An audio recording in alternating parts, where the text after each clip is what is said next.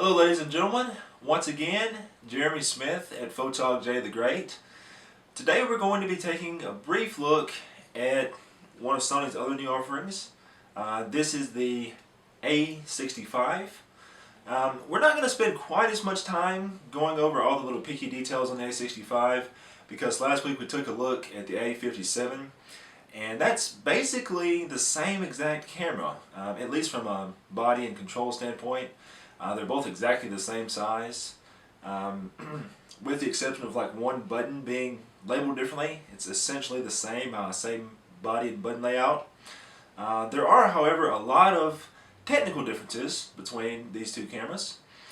This one is a 24 megapixel sensor as opposed to the 16, and of course they both have some differences as far as speed is concerned. So instead we're going to talk about that, and I'm going to show you a couple of samples from this camera. As I just mentioned to you, the A57 and the A65 are basically the exact same body. So, I mean, you can kind of tell that in looking at these two. The button for the digital zoom is different on this camera because it doesn't have the fancy new digital zoom that the A57 has, where it interpolates the resolution and everything.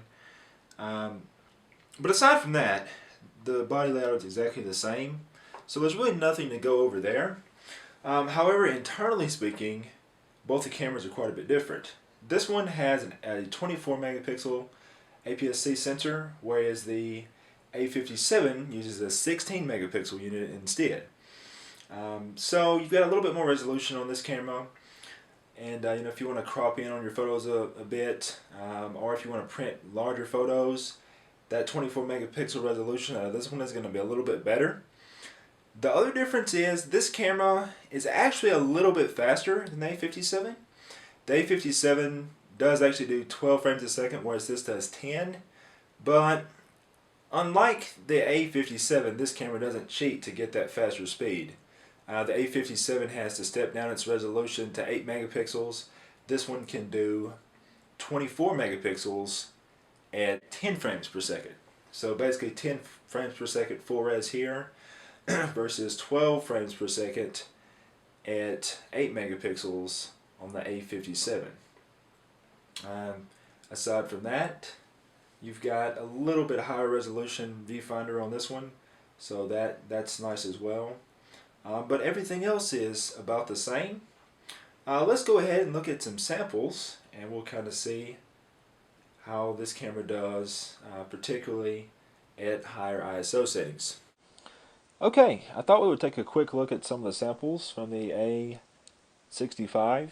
It's actually very, very similar to the Nikon D3200 and also the NEX7. Basically, in short, all these cameras do very, very good up to about ISO 1600. 3200 is still very usable. 6400 I still consider that to be more full frame territory if you want to get the best possible image quality. So 6400 on this camera I still consider to be more of a, you know, for more emergency use only. You know, if you just have no other way of getting the shot, then use it. But otherwise, try to stick at 3200 or lower, preferably 1600. So this is the first shot.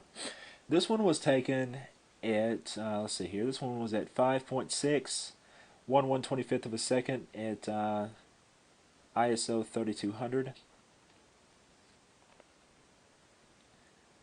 With a very, very solid black background here in this image, lots of blacks, a little bit of highlights. There's not a whole lot of noise to see. Let's move on to something a bit more interesting. This one right here, this one was shot at ISO 3200, and we're just kind of looking at the center part of this image. Notice that you'll notice a little bit of noise up in this area. In the out of focus area is not too bad though. Still a fair bit of detail held on to. I don't have as many interesting images to show you, unlike my Nikon D3200 review, but definitely take a look at the link, which will be in the description of the video, for my Flickr gallery, and I will continue to update the gallery as I take more photos with the camera. I'm going to go in there and make a set for the A65. This image here was taken at ISO 3200, and so we are starting to see a bit more noise here. This one right here, I will point out, was a little bit underexposed, and so I thought I would see how it fared pushing the shadows a bit. So I pushed this one just a little bit, and I got a little bit more detail out of it. Without noise reduction in software, it's pretty noisy. You've got some noticeable color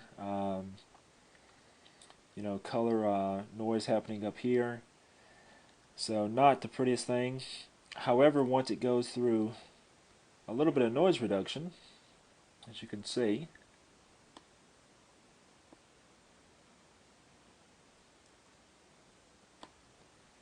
it looks much better. So all the color noise in that area is gone, and it still holds on to a fair bit of detail. I may have been shaking just a little bit since this was taken at about a 40th of a second, but still very impressive. I am going to upload all these images to my Flickr gallery, so please check out the link in the description. If anyone has any additional questions, please feel free to let me know in the comments. If you are looking for a DSLR, that's going to be the best all around in terms of video and stills as well. I think this camera would be very good. In comparison to some of the Nikon models that we've tested, this one does very well. Sony, they don't have quite as many lenses to choose from at this point on the higher end as Nikon. However, if you're looking for something that's going to be a little bit more flexible and give you better speed and better performance with autofocus and live view and in video, then this camera is going to be definitely the way to go from that perspective. I would encourage everyone to go to their local camera store and check out all the cameras in person, as how they feel to you is going to make the biggest difference. Until next time, this is Photog J the Great, Jeremy Smith, signing off.